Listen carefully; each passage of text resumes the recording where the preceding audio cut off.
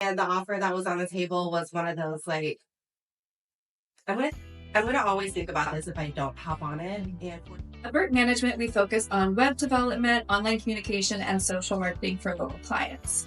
The mission of this interview series is to connect with local leaders, explore their unique communication styles, and gain insights into their leadership and innovation strategies. It's all about showcasing the incredible talent and businesses making a big impact here in Des Moines. I'm excited to sit down with Sammy Mila, owner of Crème, to talk about her journey from food stylist to bakery owner, how she's transforming the dessert scene with globally inspired flavors, and the way she's building a community-centered business. Yeah, well, I wanted to start with kind of informing the audience just where you've been and what's led you to Crème. yeah, absolutely. So post high school, went straight to Iowa State. Don't at me. I know the football game was real hot this year. And then Iowa State, I jumped around a couple majors, but landed on culinary science. Graduated with that 2013. Went straight to Meredith Corp after that and did a lot of like recipe development, test kitchen stuff, recipe testing, recipe correction, and food styling. Did that for a whopping 11 years. And then I left Meredith as of 2 years ago and then hopped on this very unique opportunity to kind of take over this bakery. It was a lot. Yeah, I can't imagine. So were you prepared for that offer or like what was that like? No, I was not prepared at all. Yeah. It was just one of those like right time, right place kind of things. And the offer that was on the table was one of those like, I'm gonna I'm gonna always think about this if I don't hop on it. And fortunately, I was in a good position at the time to acquire this. So it's just one of those like sink, swim. I don't know. We'll see. Yeah. So made the leap and I haven't looked back since. That's amazing. Well, Yeah. congratulations. You've done really impressive things. And I feel like it's always bumping here. And she's always got really cool events. And of course, the product is like insane. She made these pizza milk bun. Am I saying this correctly? Yeah. Yeah. It's a milk bun. Like, I've never had anything like it. And I want to eat one every day of my life. So bring them back.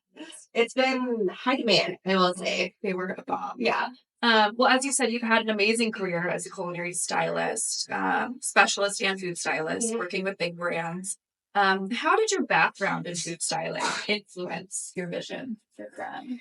It really helped me focus a lot on just kind of like aesthetic and visual interests.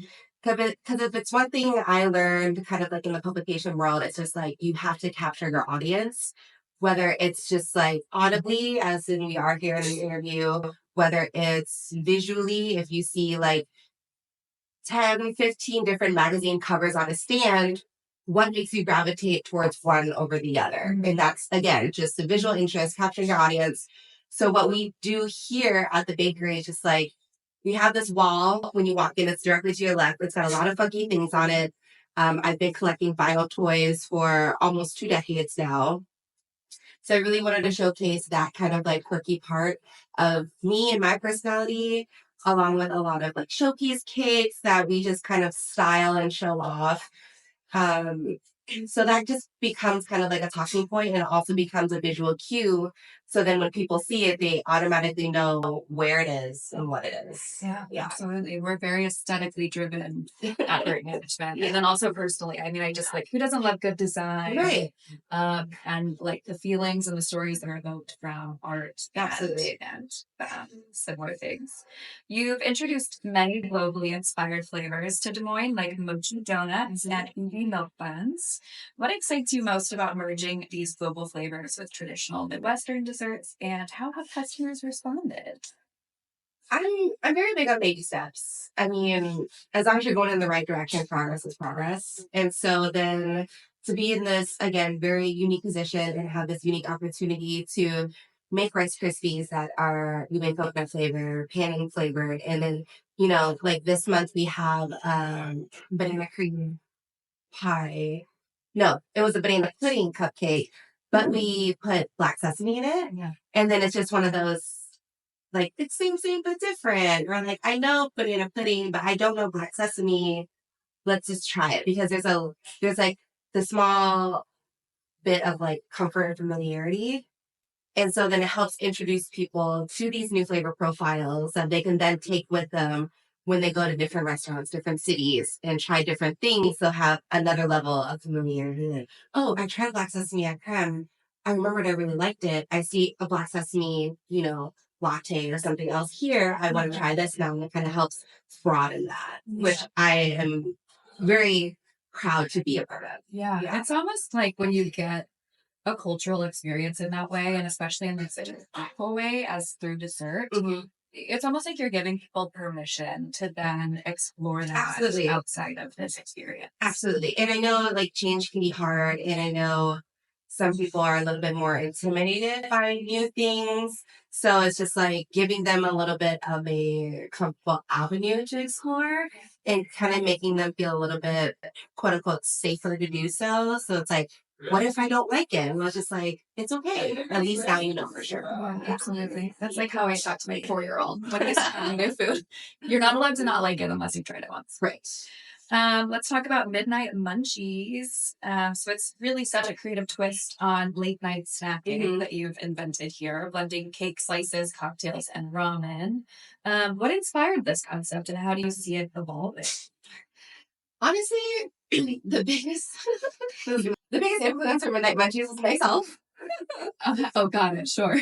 So it's just like one of those, like, when I'm out and about and I'm like at the bar with my friends or whatever, and I'm just like, man, like I really want like something sweet, or like, oh, I just want like a quick cup of like noodles somewhere, but like I don't want to go home for that because I don't want to end the night because someone's drinking, blah, blah, blah. And it was one of those like, all right, I have an opportunity to like satisfy this need, not only for myself, but also share that satisfaction with everyone else. Yeah. So it's just like, hey, you can do like an espresso martini or like an old fashioned here, but then simultaneously you can also get a slice of cake. You can take a cookie to go. You can also get a really dope cup of like instant ramen, and it's just like all at once. And for me, I'm just like, this is so many boxes, right? So I'm just like, other people have to have these boxes too. Yeah, I love that you kind of intuitively read the market just via your own. Oh yeah, wants and needs via your own vessel. Let's see, how has it helped you and your team experiment? I think, well, first and foremost is just like client reception is a big thing for us, because just like feedback is important. We can put out like super awesome product all day long, but if it's something that the client really isn't into, or something that's maybe like a little too funky that they're gonna like even attempt, then it's just like we're putting all this effort in and it isn't going anywhere. Yeah. So like, again, baby steps. So it's like we're doing these like small creative things. The client's happy about it, and we're just like, okay, how much further can we push this? How much funkier can we get? So again, my background in like food science, culinary science is just like, we do things very consistently. I guess I feel like I'm kind of very professional a little bit. Yeah, that's okay. But it's good, that foundation. Yeah. There's a little bit of a, I guess, background on us is just like, so very similarly to how you would like temp a steak or temp a chicken breast in home, we do that with a majority of our goods here. Again, just for the sake of consistency. Yeah. That just comes solely from like my science background. So then because we are so established in that manner and that workflow, it allows us to get super creative and do really weird things. So we're in the back consistently like, what if we added this? Or what if we roasted the banana and then mixed it in this? Or like, what if we tried cantaloupe? I wonder what this would taste like. And because our foundation is so solid, it allows us to do weird things. Yeah. And it's just like, okay, we've taken it too far, but we can always come back. Yeah, I love that. I think that's a really good kind of copy paste model that any business owner or creative could take. Once you've kind of solidified your process and see that it works, and you've almost eliminated the risk, right, of trying new things. That's when you truly can kind of tap into that, that zone of like curiosity and creativity and being experimental. Yes. With cantaloupe. Yeah. Weird things. I don't know. And nothing is, we never say no here. And it's just like, we have clients all the time like, oh, have you ever thought about doing this with like cherry tomatoes, and I'm just like, no, but I am now. Yeah. So like this is great. And then the background of like recipe development and everything like that kind of comes into play because then I can just have my room to like do all the like nerdy fancy stuff. Once that's solidified, then I pass it on to my team, and then it's consistent every time. Yeah. Yeah. Sounds like a great way to be. Let's see here. You've expanded Crème's menu beyond cupcakes to include milk bread loaves and buns, among other things. Do you see Crème evolving beyond its bakery roots, perhaps into a larger culinary experience in the future? In short, yes. I have a lot of funky things going on in the brain that I would love to see come to fruition. It's just a matter of when and it's just a matter of how. And again, just circling back to like building that strong foundation and making sure that everything is solid. So if we're looking at bigger picture, like we're very much in like experimental stages here at the bakery. We still want to do cool stuff. We still want to like expand and just like get funky and get creative. I think we can still do that as I plan to expand and grow the business. But I just want to make sure that like the bakery is in a very solid position before I like kind of okay, you're on your own. Yeah, like go, like you got this. And then I start this new venture of doing what I want to do is still keeping it in the bakery pastry world, but kind of tap more into the savory things and just kind of see where that goes. Yeah, I love it. Well, I'll be patiently waiting to see where you take that. I might have testers here. How do you cultivate a creative, supportive environment for your staff? And then do you have any leadership philosophies that you've developed over time? So coming into this, I very quickly realized that like there's no way I was going to successfully do this at alone. Like no way. So I think me being in the position of just like getting to know a lot of people and then just being like, hey, like, what do you think about this? Just being interested in teaming up and doing this. And that is for me as currently in my like leadership role, it's just like, I want to work with people that actually want to be here. Like, this is so much more than just like a paycheck every 2 weeks. This is like, I want you to be proud of the products we're putting out because that passion, that like care, that comes through. So it is very much a long game of finding people that actually care. Yeah. And so then I was fortunate enough to like know people through other people, or just like for example, like my baker, he was just discovered me through like I think it was like a podcast or an interview very similar to this one. And he's like, she seems kind of cool.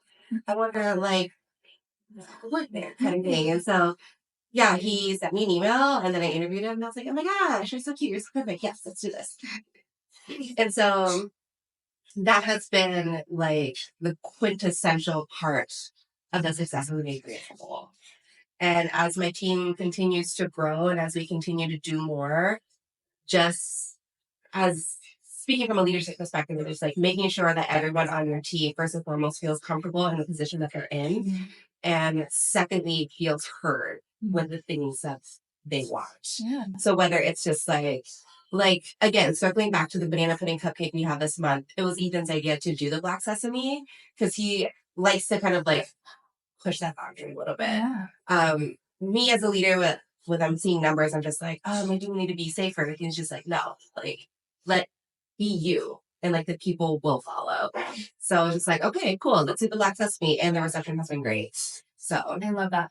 I think a big part, I've learned this with my own business when it comes to, getting the attention of people who want to work with me and then positioning myself so that I'm portraying the right image about what that person looks like has become like 70% of your focus when it comes to growing the business. It's like hiring the right people, nurturing the culture. And I think a lot of that can be done kind of organically just in the brand itself. Yep. If you're, really integral and your values are true. Oh yeah. It'll kind of, shape it in that way. Yeah. Organically. So love to hear that. Yeah.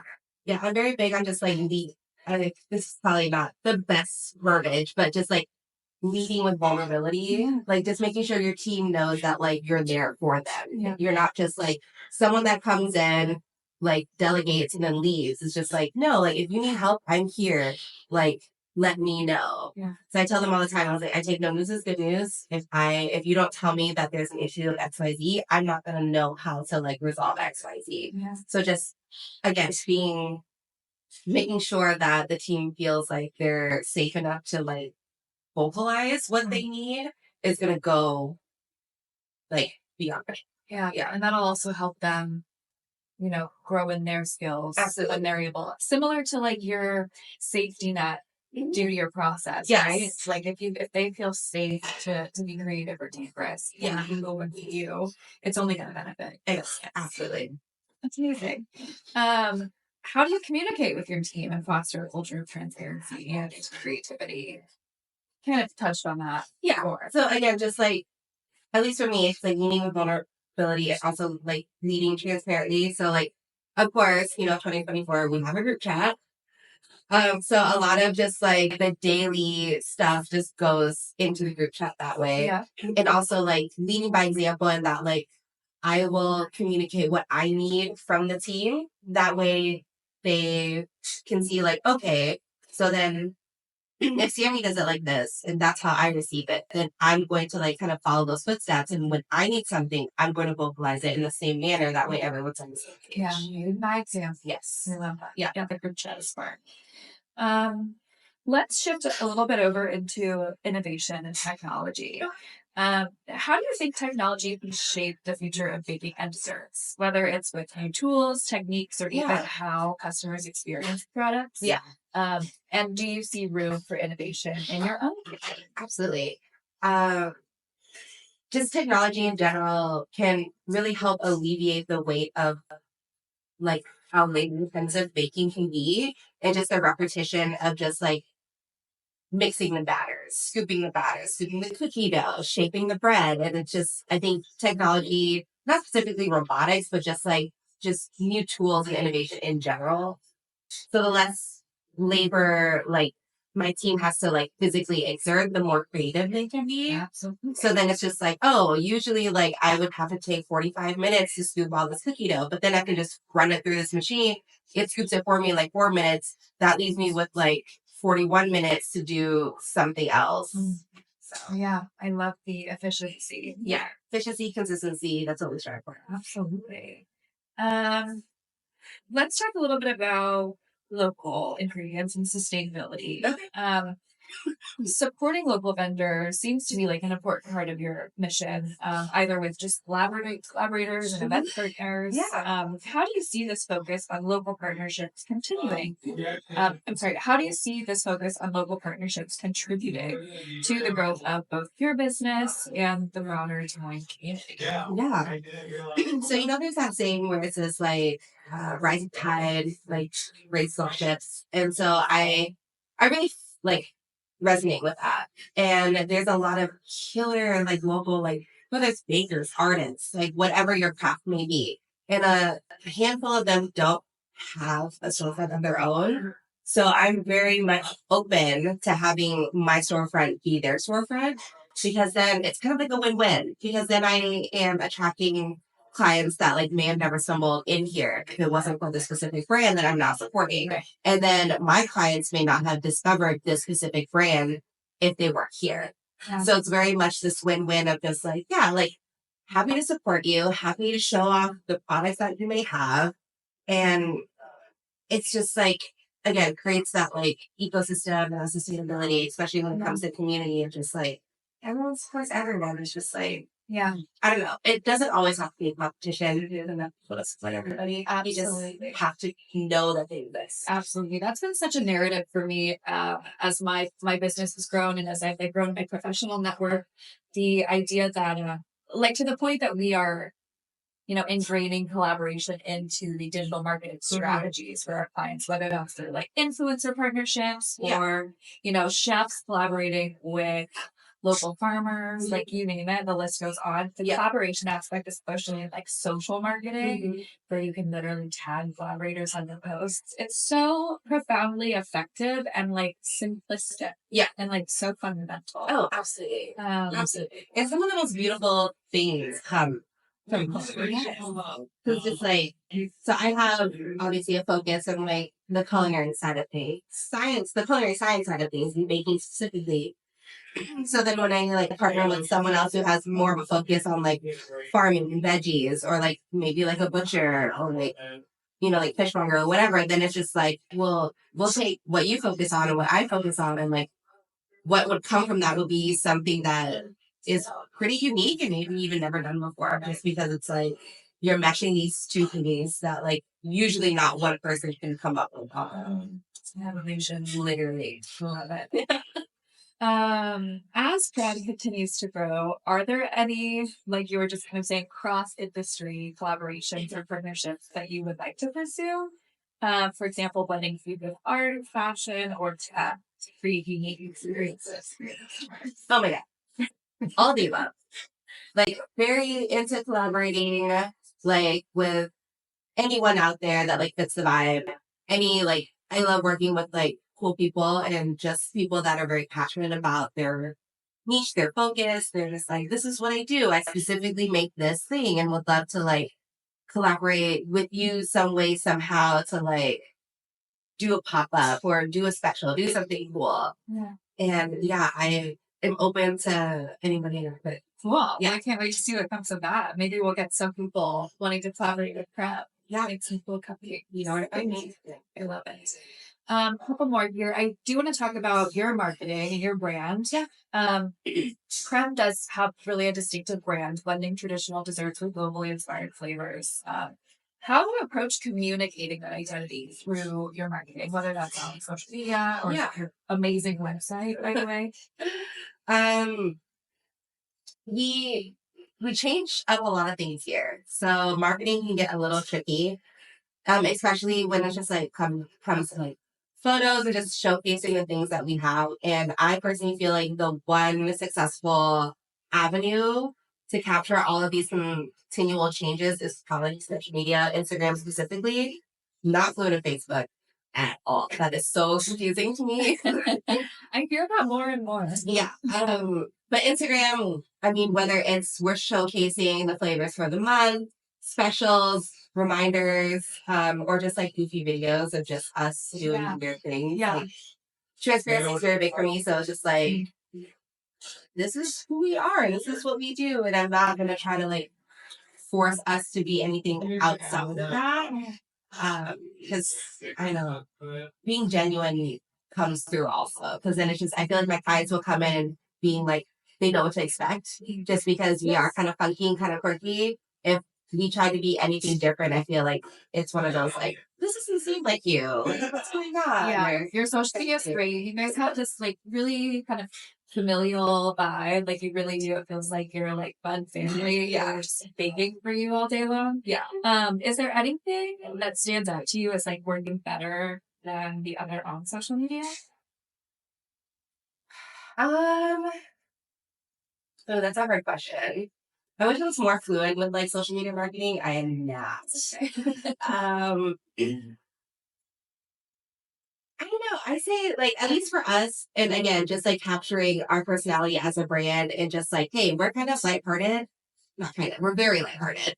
And we're very true to that. So just making sure that like everything we do is very kind of relaxed. So it's not too forced, it's not too curated. It's very much just like, hey, these are the 3 cupcake flavors for the month, and then we have Z dancing in the background, or like doing some funny stuff like that. And it's just like people know what to expect when they come here. They know what to expect when they order from us. And so it's just like being consistent with that. And when consistency comes to being true to you, it comes pretty seamlessly. Yeah, absolutely. And it keeps you like not having to kind of follow backtrack. Right. Not having to overthink it and just be like, absolutely. Yeah, there's a level of comfort there. I love that. Just a couple more questions for Sammy, because she's got lots of baking to do today, I'm sure. Let's see here. How do you continue to experiment with flavors while staying true to that balance? Let's skip that one. It's very redundant. Let's do, you've taken over an iconic brand and made it your own. What's your vision for Crème in the next 5 years? And how do you want to impact the Des Moines cuisine in the long term? Gosh, 5 years is so far away, but it's really not probably gonna happen tomorrow. Um, I still want Crème to be that like safe space for money. The safe space to be creative, to do things, to explore. Just like, ooh, what does this taste like? I wonder what this is like. And I mean, we have a lot of clients coming in, just like, have you ever tried this? Or have you ever worked with blackberries? What do you think about peach? And, us taking that feedback and running with it as well. So just making sure that everyone feels comfortable to express that. In the next 5 years, I definitely want to continue that. And also, again, just following up on food trends and everything like that, like the Dubai chocolate trend that's kind of been. Oh, I don't tell. What's the Dubai chocolate trend? So basically, it's just, generally speaking, it's a flavor profile of chocolate and pistachio. Okay. And then in the actual chocolate bar, there's like shredded filo dough that's like mixed in. Okay. So it kind of has like a very much like a textural heavy, like really kind of elegant candy bar. We take that, turn it into a cupcake. And yeah, just being very present with food trends and everything like that also showcases the fact that like we're here, we're hip, we're cool, like we know what's going on. Yeah. And allowing people to like see things on the internet and then coming here to like, oh my gosh, I saw that online or XYZ, like I want to try that. Yeah. I love that. Keeping up with that for the next 5 years is also very much cool. Yeah, I think while you kind of intertwine your own culture in all of this, that element is also keeping up with today's culture, right? Like the American culture. Absolutely. These fast-paced, never-changing. Yeah. But sometimes, playful, risky. Yeah. Moves that a lot of times are they come from art or they come from social media or they come from global influence, and I love that you're staying on top of all of that. Yeah, inspiration comes from literally everywhere. Yeah. Couple more, and then I'll let you kind of tell us what's good with Crème in the coming months, days, and where we can find you. Last question: as one of the youngest members of the Dame de Scofier and a 40 under 40 honoree, what advice would you give to young entrepreneurs or aspiring bakers looking to make their mark?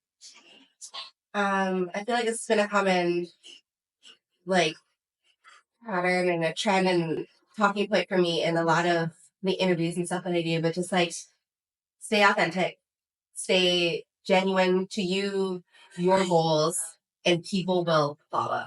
Absolutely. Because again, it's just like if you try to push too hard into a direction that isn't true to you, people will see that. We'll see the inauthenticity of it, and they'll just feel uncomfortable about it. Because then it's just like you have to gain their trust. Yeah. They isn't like your clients. I mean, your friends, just like the people that are curious about you, they care about you, and it's just like you have to gain their trust so then they know that they can depend on you again for a good product, whether it's cake, whether it's clothes, whether it's art. Like you build that trust with them and they will support you endlessly. Yeah, it's much more sustainable too in the long run. Yes. To build a business that's either where you can be your own personality or you're doing a skill that you already have kind of nailed down, as opposed to like jumping into something that you maybe don't know about or you're portraying a version of yourself that doesn't really exist. Exactly. Like eventually the resilience that's required to run a business and the grit that's required is gonna like be bumped up against that extra effort. You gotta preserve something that's not real. Exactly. Right? Yeah, you definitely put it into great words. Better words than I could have. But yeah, basically it's just like in a leadership role as you're running this business, you're gonna need so much like mental capacity just to make sure your business is sustainable first and foremost and is successful. And so like having to maintain an image or a brand that isn't true to you is going to be doubly exhausting if not more. Absolutely. I love that. Well, that's Sammy Mila of Crème.